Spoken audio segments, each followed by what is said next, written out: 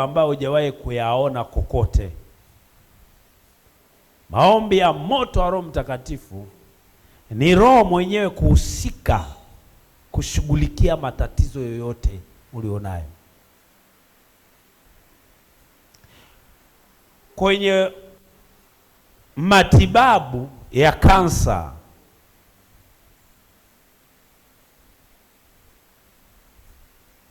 kuna dozi za aina mbalimbali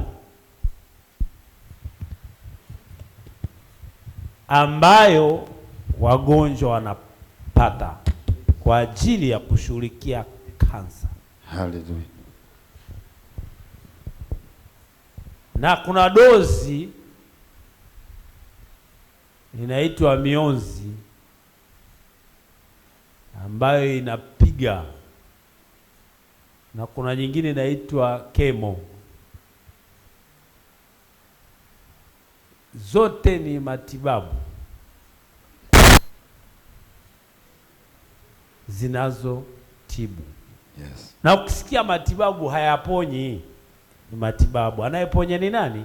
Ni Mungu. Anayeponya ni nani? Ni Mungu. Maana uponyaji uko kwenye mikono ya Mungu. Hizo ni jitihada za kitaalamu. Lakini tunasoma hapo kwenye Matendo ya Mitume ya kwamba kuna nguvu inayozidi mionzi, kuna nguvu inayozidi chemotherapy, kuna nguvu inayozidi kila aina ya nguvu uliyowahi kusikia. Dunia inaogopa kitu kinaitwa nuclear, ni bomu ambayo Marekani akijua nchi fulani ina nuclear, inahakikisha imepambana na hiyo nchi ili kuharibu ile kitu inaitwa nuclear, kwa sababu ni nguvu, ni bomu ambalo likiachiliwa haifai kwenye dunia, inaharibu kila kitu chini ya jua. Dunia inaharibiwa kwa dakika moja na hiyo bomu ikiachiliwa tu. Sasa Yesu Kristo alivyosema anaondoka, alisema atatuletea atakaye kutusaidia. Amen. Ambaye anaitwa Roho Mtakatifu. Yes. Mwambie jirani yako kuna msaada wa Roho Mtakatifu. Na msaada wa Roho Mtakatifu. Na hii hapa ni zaidi ya gari unayotafuta, ni zaidi ya ada unayotafuta, ni zaidi ya mke, mume au watoto, ni zaidi ya hata ya afya unayotaka, ni zaidi hata kila kitu unachokihitaji chini ya jua. Mfalme Daudi anaomba katika sala yake ya toba, anaomba anasema, usiniondolee furaha ya Roho Mtakatifu. Amen.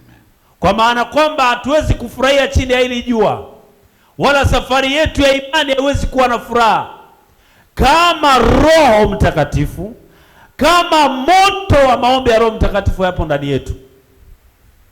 Huo moto ni wa tofauti na mhemuko, ni tofauti na msisimuko, ni tofauti na hamasa yoyote ya mwanadamu. Huo moto wa Roho Mtakatifu ni yeye mwenyewe anahusika kuomba ndani yako.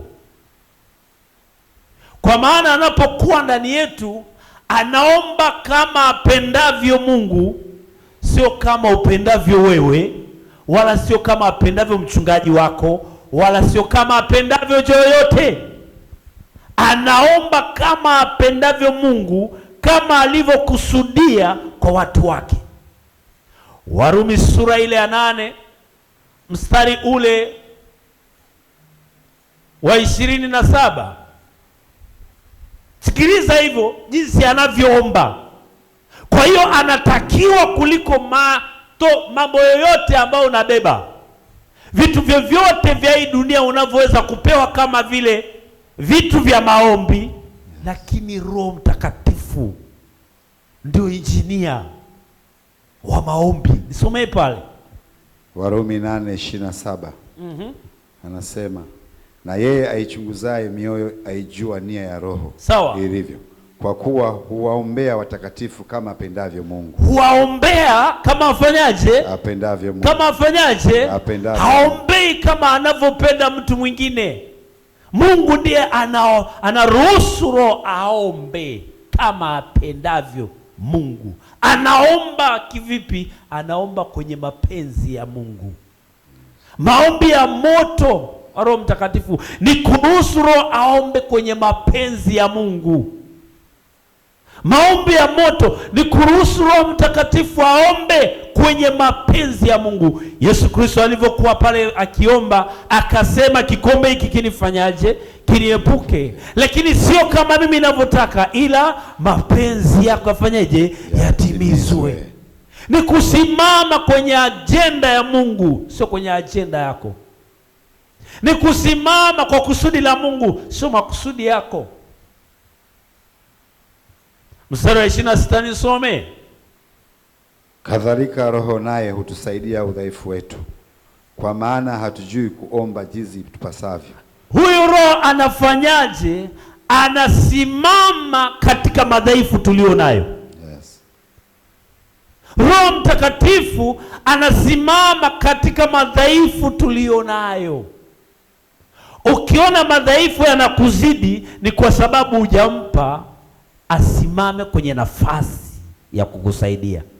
Yes.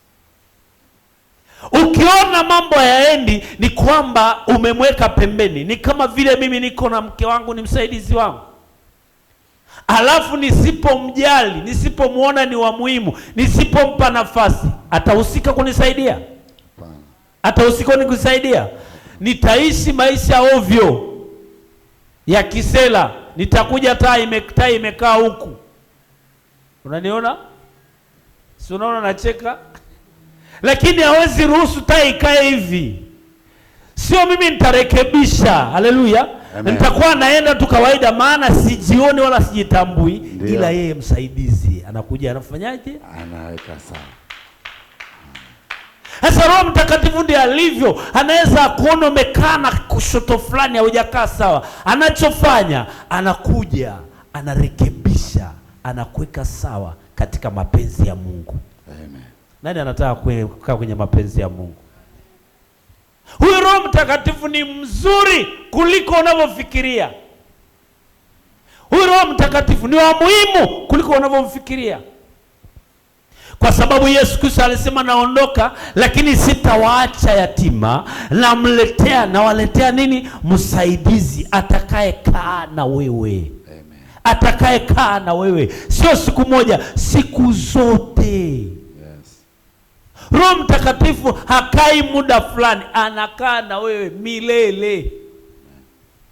Na huyu Roho Mtakatifu ni wa kweli, ni Roho wa Mungu anayesimama kukusaidia katika mapungufu. Kwa nini tunasema maombi ya moto wa Roho Mtakatifu? Kwa sababu yeye ndiye anaomba kwa moto. Amen. Wewe unaomba kwa lugha, lakini ana lugha ya moto. Amen. Kuna mtu hajaelewa? Roho Mtakatifu yeye ana lugha ya nini? Ya moto. Wewe una lugha ya Kiswahili, lakini unapoingia katika lugha ya Roho Mtakatifu, yeye anaachilia moto. Amen. Nani anataka huo moto leo utokee kwenye maisha yake? Amen. Nani anataka huo moto utokee kwenye maisha yake? Yaani unapoanza kunena kwa lugha, unamchanganya shetani, unamvuruga shetani. Yaani ukitaka tu lugha zipande, ndipo unaona kwamba hapa umempiga shetani vibaya. Maana hizo silaha hawezi, maana sio lugha yake. Halo? Hello. Wangapi wanapokea hiyo lugha leo?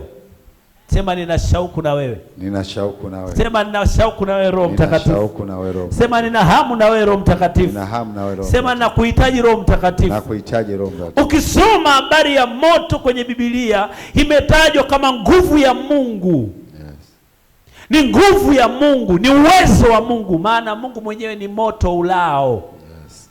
Mungu ni nini? Ni moto ulao. Soma pale kwenye Matendo ya Mitume sura ya 1 mstari wa 8.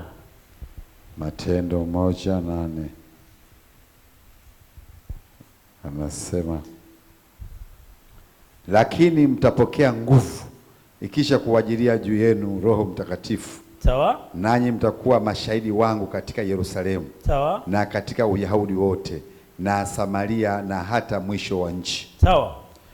Akisha kusema hayo, walipokuwa wakitazama, akainuliwa, wingu likampokea kutoka machoni pao. Sasa angalia, anasema mtapokea nini? Nguvu. Akisha kuja Roho Mtakatifu. Hivi bado leo unamngoja? Unajua Roho Mtakatifu hatumngoji aje, yupo. Mwambie jirani yako, yuko hapo ulipo. Yuko hapo. Hayuko mbali, yuko hapo ulipo. Kwanza nikuambie, unaye tayari ndani yako. Roho Mtakatifu hatumsubiri atokee kushoto au kulia. Siku ulipokubali kumpa Yesu maisha yako, ndio siku ambapo Roho Mtakatifu ameingia ndani yako. Bado tu ishara kutokea. Yes. Maana ishara zile zinatokea vile unavyoshirikiana na yeye. Kuna mtu ananipata? Amen. Unaposhirikiana naye ndipo ishara zinatokea kwamba huyu ana roho. Biblia inasema ishara hizi zitafuatana na hao waaminio, kwa jina langu watatoa nini? Pepo. Watagusa kitu cha kufisha, wala atafanyaje? Hakitadhuru. Watakanyaga nini? Na nyoka na nini? Na nge. Kwa maana kwamba hizo ni ishara ya kwamba wewe una imani katika Roho Mtakatifu. Amen. Lakini hizo lugha zinatokea unapokuwa karibu naye. Communion, ushirika, koinonio, unapokuwa naye bond, ndipo unakuwa naye anakuwa na wewe. Amen. Hello? Hello. Ambia jirani yako, tamani ushirika na Roho Mtakatifu. Tamani ushirika. Ambia tena, tamani ushirika na Roho Mtakatifu. Anasema walipokuwa wamekaa, hiyo nguvu ikaja kwa ghafla. Hiyo siku ilipokuja, ilikuja kama ndimi za moto. Roho Mtakatifu hutumika kuchoma. Yes. Unajua, unaposikia mionzi ni roho, ni kitu kinachochoma, kinachounguza. Roho Mtakatifu akiingia ndani yako, anachoma kila kitu shetani ameweka, kila pando la uharibifu, kila pando la hofu, kila pando ambalo halitokani la Baba, ye anachoma. Maana Roho Mtakatifu ni moto. Amen. Kiu yoyote ya sigara, kiu yoyote ya dhambi inachomwa. Sio kwa sababu uko sehemu fulani, ni kwa sababu Roho Mtakatifu anachukua nafasi. Kiburi cha Mkuria ni ngumu kukiondoa, lakini Roho akiingia anabadilika. Amen. Wahehe nao vile vile, Wakinga nao vile vile, makabila yote ana kiburi cha ukoo wao, Wamasai kadhalika, lakini Roho akiingia pale anachoma kile kiburi, anachoma sanamu za miungu, anaondoa kila roho yote ambayo haitokani na Mungu, alafu anaweka ile hofu ya Mungu. Amen. Leo kuna mtu ataondoka na nguvu za Roho Mtakatifu. Amen. Leo kuna mtu ataondoka na nguvu za Roho Mtakatifu. Amen. Leo kuna mtu ataondoka na badiliko la Roho Mtakatifu. Amen. Hatubadiliki kwa sababu ya vitabu tulivyosoma, tunabadilika kwa sababu kuna Roho ameingia ndani yetu. Amen. Ambao huyo Roho leo ataenda kuachilia maisha yako. Utakuwa kiumbe kipya. Utakuwa mtu wa tofauti. Utakuwa mtu mwenye rekodi nyingine. Kama unaamini, sema leo unapokea hiyo neema. Leo napokea hiyo neema. Hii hapa inaonyesha nguvu ya Mungu tosha. Malaki sura ya 3. Amen. Mstari wa 2. Haleluya. Malaki 3:2. Neno la Mungu linasema, lakini ni nani atakayestahili siku ya kuja kwake?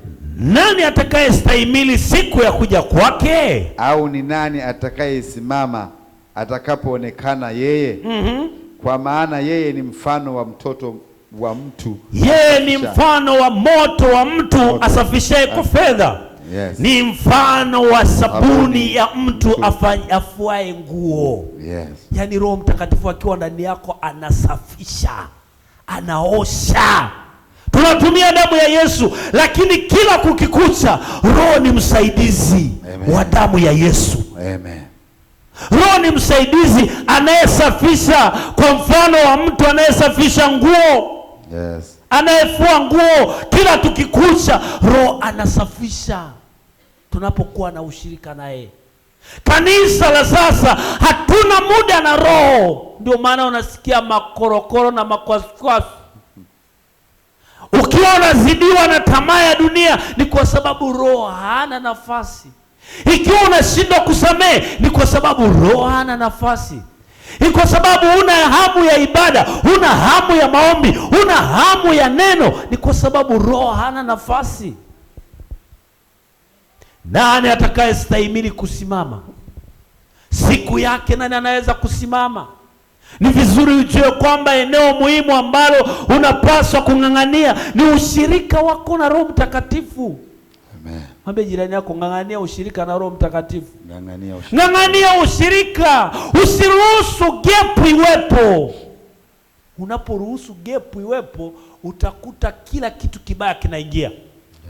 Mwambie jirani yako, kufunga mlango. Usiruhusu milango yako iwe wazi.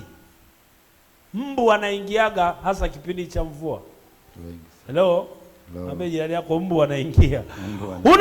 Unapoanza kupoa kiroho, ndipo zile tabia za shetani zinakuwa. Roho Mtakatifu anapoondoka, tabia zile za mwili zinatawala. Hauwezi shinda mwili kwa tabia za mwili, maana haiwezekani. Lakini tukiruhusu Roho atawale miili yetu, tunashinda tabia za mwilini. Amen. Mwambie jirani yako, komesha mwili kwa kuruhusu Roho Mtakatifu. Komesha mwili. Roho Mtakatifu akiwa kwenye mwili wako atatisha, atapita mwanamke, sawa? Halo. Tupo pamoja? Halo. Anavutia, lakini Roho atakwambia usigeuke. Akili ya mwili inakwambia geuka, sio dhambi. Anakuambia Roho Mtakatifu, hata hivyo usigeuke. Unajua kugeuka? Yaani kwa maana kwamba anakuvutia, lakini kwa sababu Roho akishakuwa ndani yako anaua kiu ya dhambi. Amen. Leo hiyo Roho ingie ndani yako, ikaue kila kiu inayokutawala. Sema kila kiu ya dhambi, achia maisha yangu, achia moyo wangu, achia mawazo yangu. Ukimruhusu atawale, utashawishiwa na kuangalia picha za ngono. Zitarushwa kwenye mitandao, lakini wewe utaziangalia, maana ashaondoa ile kiu. Utatamani vitu vya dunia, utatamani vitu vya rohoni. Amen. Nani anahitaji hiyo Roho ingie ndani yake? Utatamani kufanya masturbation ama kujichua, kwa sababu Roho akishaingia anakufanya hekalu. Hatuwezi shinda tamaa kwa kukufundisha mafundisho, ila Roho ambaye ni msaidizi ataingilia kati. Hiyo tabia ulioshindwa atakung'olea, atakuwekea tabia ya kuishi maisha mazuri. Haleluya. Nataka niongee na wewe kijana, mama, baba. Tabia yako kumomonyoka ni kwa sababu umekosa kushirikiana na Roho Mtakatifu. Umekosa kushirikiana nao. Unatamani marafiki walevi, unatamani marafiki ambao wanakupoteza badala ya kutamani Roho Mtakatifu. Amen.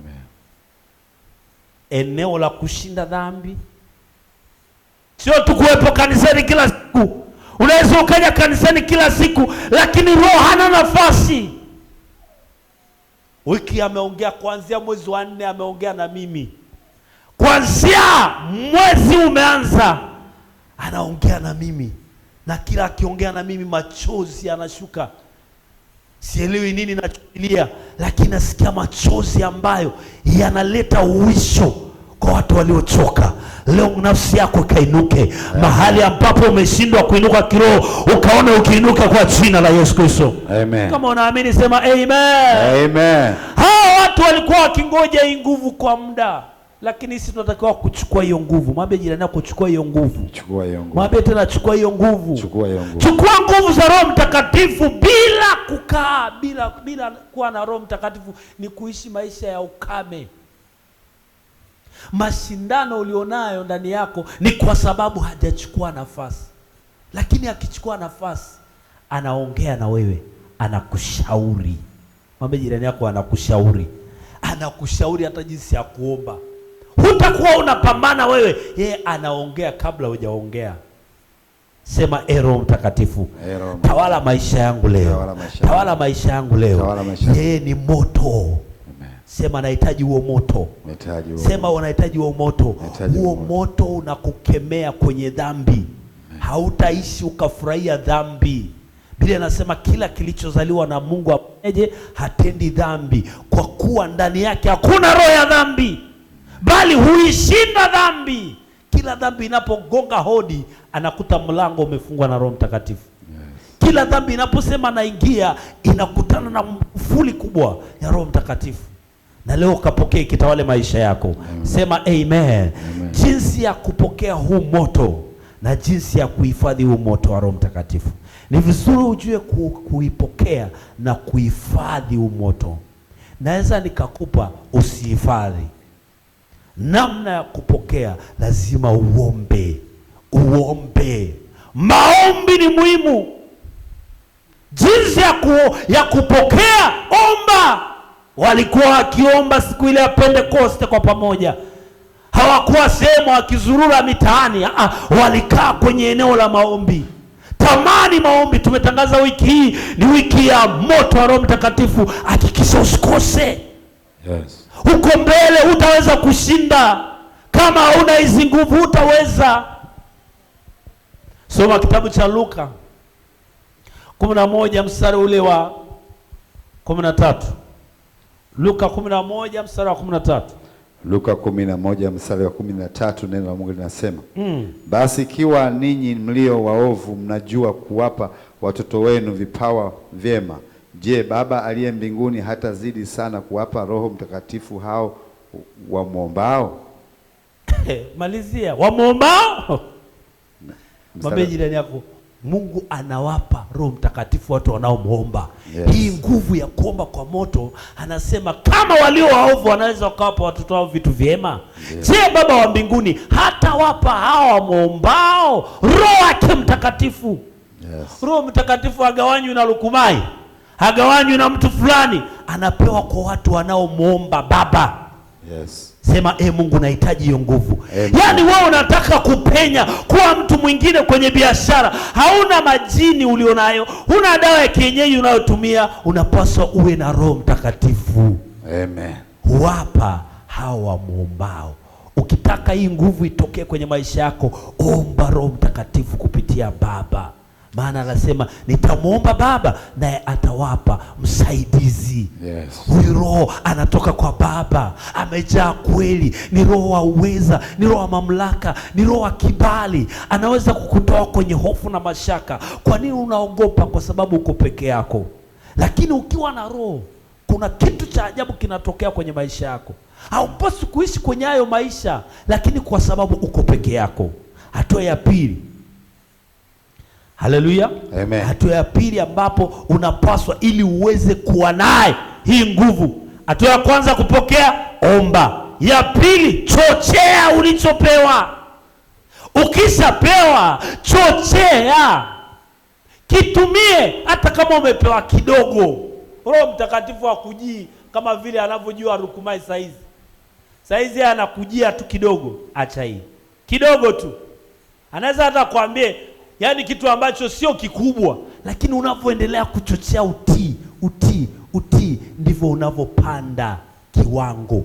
Amen. Roho Mtakatifu ili uweze kumuhifadhi, lazima uchochee ulichopewa. Utachocheaje? Utachochewa kwa kuwekewa mikono. Amen. Mungu ashaachilia, lakini ili kiweze kutokea, lazima kuwepo na walezi.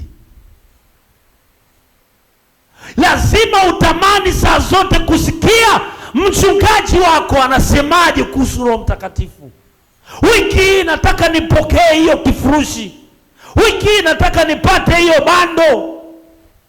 Watoto wangu, wifi, umeme ukikatika unapigiwa simu kama vile kuna hatari. Sijui kama umeme umekatika. Kwa nini? Giza. Roho Mtakatifu anapaswa awe taa kwenye maisha yako. Halo? Sema nahitaji Roho Mtakatifu. Nahitaji Roho Mtakatifu. Chochea hiyo kitu kwa kuwekewa mikono. Timotheo anaambiwa. Fungua kitabu cha Timotheo. Unajitoaje kwa ajili ya Roho Mtakatifu? Ruhusu kuwekewa mikono. Utii wako unaposhuka, ndipo kiwango chako cha kupandishwa kinashuka. Njoo ibada ya katikati, unaona kama vile unamsaidia mchungaji. Kwa taarifa yako, unapokuja kanisani haumsaidii mchungaji, ni sehemu yako wewe ya kupata kibali na nafasi kwa Mungu. Amen. Unapotii kwenye sadaka, hausaidii mchungaji jambo lolote. Mchungaji ameitwa hata kama hujatoa wewe. Mchungaji ameitwa kabla wewe hujaja kanisani, yeye alikuwepo. Amen. Maana anasema kabla hujatokea nalikujua, nimekuweka kuwa nabii wa mataifa. Amen. Mungu akishaweka mtumishi wake, hata kama utatii, Biblia inasema Mungu atainua mawe, yes, wataweza kusimama kwa ajili ya huyo mtumishi. Amen. Utii wako unasababisha Roho Mtakatifu achochee. Wangapi wanakoka mkaa nyumbani? Wangapi wanakoka mkaa? Ukitaka kukoka mkaa, halo, upulizi. Sisi kijijini tumepuliza, tunapiga magoti.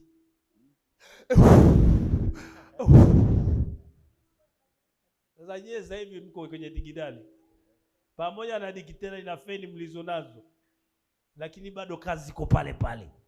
Unapoanza kuomba ndani yangu, naletewa mambo yako yote, sio na bashiri, no, ni Roho anazungumza, na anapozungumza sioni shaka na kueleza mpaka unadhani mchungaji kaambiwa na nani. Roho anaomba ndani yangu. Amen. Na hata ukija na huzuni, Roho anazungumza, unapata majibu yako. Amen. Wangapi wana hamu na huyo Roho? Yes. Sema nina hamu na Roho Mtakatifu. Sema nina kiu na Roho Mtakatifu. Sema nina kiu na Roho Mtakatifu. Sema nina kiu na Roho Mtakatifu. Sema nina kiu na Roho Mtakatifu. Usimzimishe Roho Mtakatifu. Amen. Usifanyeje? Usimzimishe. Thessalonike wa kwanza sura ya 5 mstari wa 19. Usimzimishe. Usimzimishe Roho Mtakatifu. Yaani kumzimisha kwa maana kwamba unakuwa na mambo yako. Kwa hiyo mambo yako ndio kipaumbele, unakuwa mbinafsi. Thessalonike wa kwanza. Sura ya kwanza sura ya 5 mstari wa 19. Thessalonike wa kwanza sura ya 5 mstari wa 19. Neno la Mungu linasema, msimzimishe Roho, msitweze unabii, jaribuni mambo yote, lishikieni lililo jema. Usimzimishe kwa maana kwamba anaweza aseme na wewe ukasema sio. Ni kama vile uwe na msaidizi anakusemesha alafu umuitikii, kumbe anachokuambia ni kitu sahihi. Yes. Kwa lugha nyingine, usimdharau. Ndio. Usifanyaje? Usimdharau. Usifanyaje? Usimdharau. Anapokuambia usimdharau. Amekuja leo kuongea na mtu mmoja aliyekuja kanisani, anaongea na wewe, usidharau. Na usiseme nitaamua kufanya leo, ili akupe hatua nyingine. Roho Mtakatifu anapoingia ndani ya mtu, anakuja kama upepo unaoweza kupeperusha vitu vyote vibaya kwenye maisha ya mtu. Roho Mtakatifu anapoingia ndani yako, anawekeza utiifu, anawekeza uadilifu, anawekeza mwenendo safi. Na utakapompokea leo, kuna historia yako inaenda kubadilika.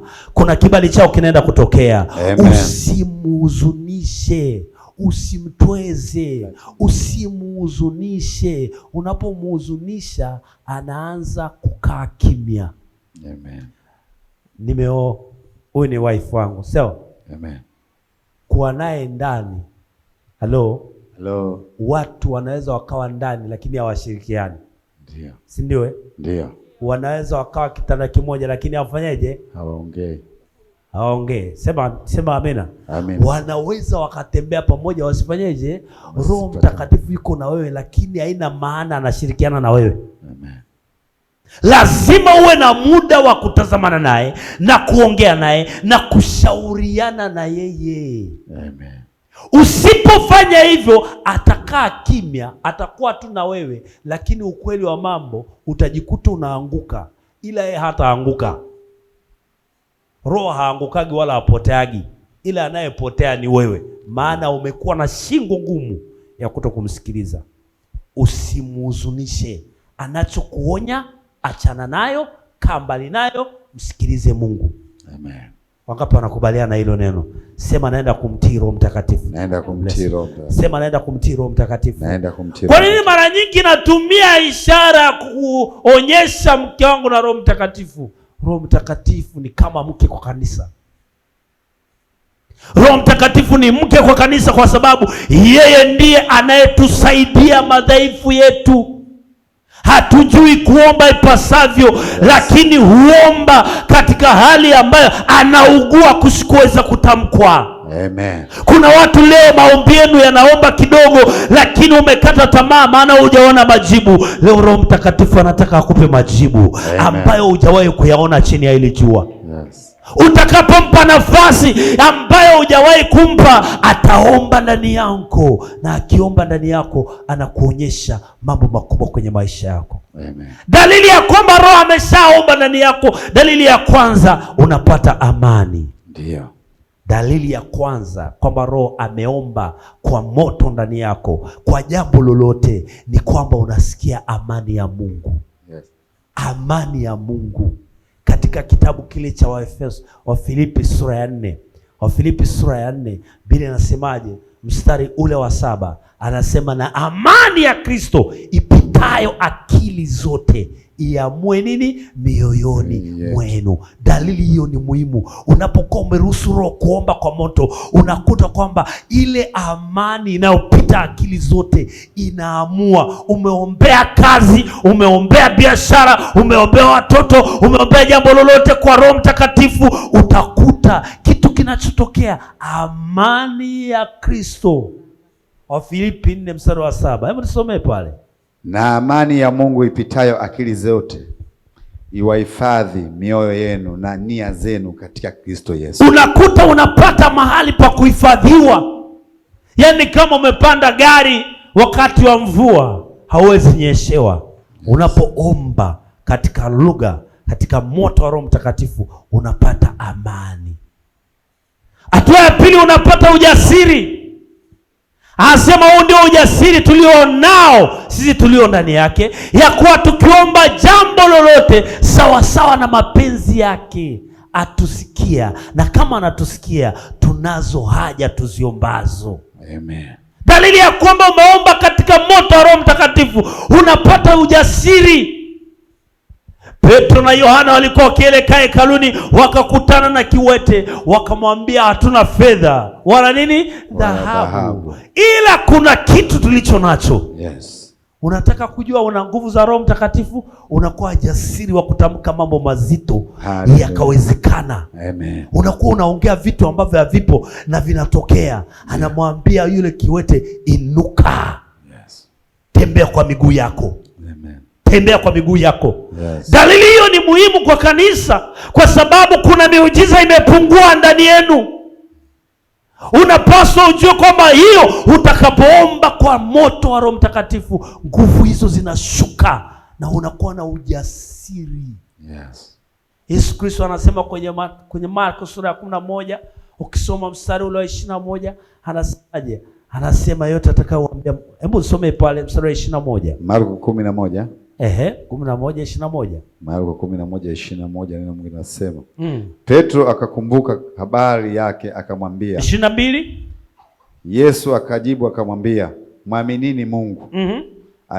Amini nawaambia, yeyote atakayewaambia mlima huu ng'oka, ukatupwe baharini, wala usione shaka moyoni mwake, ila aamini kwamba hayo asemayo yametukia. Amini ya kwamba yamefanyaje? Yametokea. Jamani, mimi siogopi chochote kwa sababu nina Roho Mtakatifu. Huo Roho Mtakatifu akiwa ndani yangu, siofu chochote. Naweza nikakuombea, daktari amekuja na majibu mazito magumu, lakini nikianza kuomba katika moto wa Roho Mtakatifu, napata ujasiri wa kuzungumza na mlima, wa kuambia mlima ng'oka. Ujasiri hauna kwa sababu hauna maombi ya moto wa Roho Mtakatifu. Kwa nini naweza ambia pepo nyamaza, akanyamaza? Ujasiri ninayo. Haleluya. Amen. Hatua nyingine, unakuwa na mamlaka. Mamlaka. unapokea mamlaka. Unapokuwa unaomba katika moto wa Roho Mtakatifu, unakuwa na mamlaka wa kuongea, wa kuamuru, wa kuzungumza jambo na likatokea. Kitabu cha Luka sura ya 10 anzia mstari ule wa kwanza. Mamlaka. Sasa kanisa, unapokosa mamlaka ni kwa sababu hauna muda wa kuomba maombi ya moto wa Roho Mtakatifu. Luka 10 mstari wa kwanza. Neno la Mungu linasema, basi baada ya hayo Bwana aliweka na wengine 70, akawatuma wawili wawili wamtangulie kwenda kila mji na kila mahali alipokusudia kwenda mwenyewe. Akawaambia, mavuno ni mengi, lakini watendakazi ni wachache. Basi mwambieni Bwana wa mavuno apeleke watendakazi katika mavuno yake. Enendeni, angalieni na watuma kama wana kondoo kati ya mbwa mwitu. Mstari wa 4, msichukue mfuko wala mkoba wala viatu, wala msimwamkie mtu njiani, na nyumba yoyote mtakayoingia semeni kwanza. Soma mstari wa 19. Anasema 19, tazama nimewapa amri ya kukanyaga nyoka na nge na nguvu zote za yule adui, wala hakuna kitu kitachowadhuru. Mamlaka. Unakuwa na mamlaka unapokuwa unaomba katika moto wa Roho Mtakatifu. Unakutana na nyoka uruki, unasema kwa jina la Yesu, amen, anakauka. Ndio. Unakutana na uchawi, unaushika hivi, unakauka. Yes. Siku moja mwanangu, nimetumiwa njiwa wa kichawi. Nilipotumiwa akawa amekaa, nikamwambia baba, leo ametumwa tena. Nikampokea, alikuwa ni njiwa. Nikamshika hivi, nikamwambia ona vile ambavyo naweza kummaliza. Siko vizuri. Nikamshika kwa mikono hivi, nikapuliza, akafa pale pale. Akaniuliza, sasa ina maana upepo wako unaua? Kaambia, sio upepo wangu, ila nguvu za Mungu ndani yangu zina mamlaka ya kufanya jambo lolote. Amen. Unapoomba katika moto wa Roho Mtakatifu unakuwa moto. Yes. Kila ukisema kitu mbingu zinasikiliza. Elia akasema, na ijulikane leo ya kuwa yuko Mungu. Kuna saa kesi zako haitakiwi ulie, inatakiwa utoe amri. Amen. Nani anataka kutoa amri? Sema anatoa amri. Hiyo vitu unang'ang'ana navyo na kulia na kulalamika, inaonyesha kabisa umefeli. Lakini ukianza kutoa mamlaka na amri, unakuwa jitu la kiroho linaloleta mabadiliko. Amen. Ambia jirani yako, chukua mamlaka. Chukua mamlaka. Yesu Kristo akasema, nimewapa mamlaka juu ya pepo wa kila aina, na nguvu zote za hilo mwovu hazitawatesa. Lakini kwa sababu huna maombi ya moto wa Roho Mtakatifu, hauwezi shughulika na mapepo yakilipuka. Unatafuta mtu wa kuombea. Sasa mbaya, siku hizi nao waombeaji wanachaji hela. Una shilingi ngapi ya kutoa jini? Wamesahau Yesu alisema mmepewa bure, toeni bure. Lakini ukiwa mvivu utachajiwa. Biblia inasema mtu mvivu anachajiwa kodi. Haleluya. Lakini ukiwa tu mwana ambaye unamjua Mungu, utakuwa imara na utakuwa mshindi. Ongeza makofi kwa Bwana. Haleluya. Wangapi wana shauku na nguvu za Roho Mtakatifu? Yes. Sasa wangapi wana kiu naye? Wangapi wana shauku naye? Nataka nikuambie hivi, kuna kesi zingine inatakiwa uzimalize wewe. Ndio.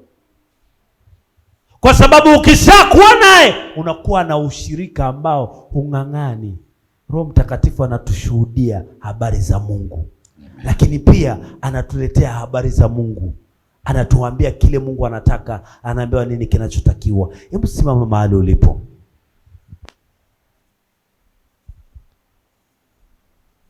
Inua mikono yako juu, sema Roho Mtakatifu. Sema tena, Roho Mtakatifu, na kuhitaji leo kwa ishara na maajabu. Inua mikono yako juu. Nimekuambia njia ya kupokea ni kuomba. Na ukitaka kupokea, yupo kwa ajili yako.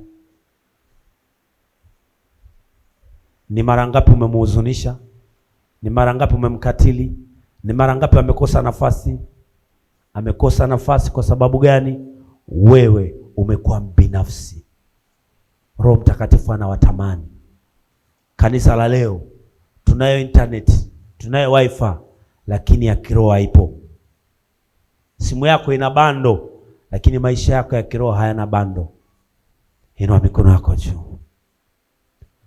Roho shuka tena, Roho shuka tena, imba tena, Roho shuka tena.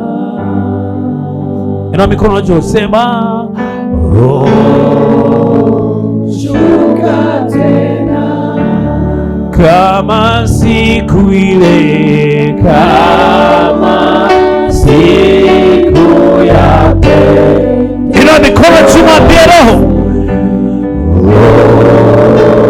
shuka tena, kama siku ile, kama siku ya Pentekoste.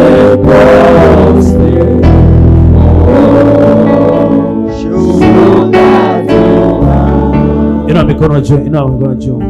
Anasema hivi, niombe. Yes. Nami nitakupa maisha ya dunia kwa miliki yako. Yes. Roho Mtakatifu yuko hapa. Ndio.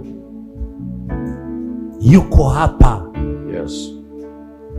Anasema ikiwa Roho wake aliyefufua Kristo katika wafu anakaa ndani yako, kwa maana kwamba Roho hakai nje, anakaa ndani. Zikana umekata tamaa, umerudi nyuma, hutamani tena safari ya kuendelea na imani. Yes. Leo ni siku yako muhimu ya kusema nirejeshe furaha. Ndio. Nirejeshe furaha ya roho wako. Nirejeshe tena nafasi ya kukuwakilisha wewe. Nirejeshe tena nisikie ukiongea ndani yangu. Nafasi hii ni yako. Usijikaushe, sogea mbele. Nataka niombe na mtu ambaye anasema nahitaji safari ya Roho Mtakatifu na mimi. Yes. Sogea mbele. Ndio. Sogea mbele. Usiangalie nani anayesogea mbele. Unahusika kutamani.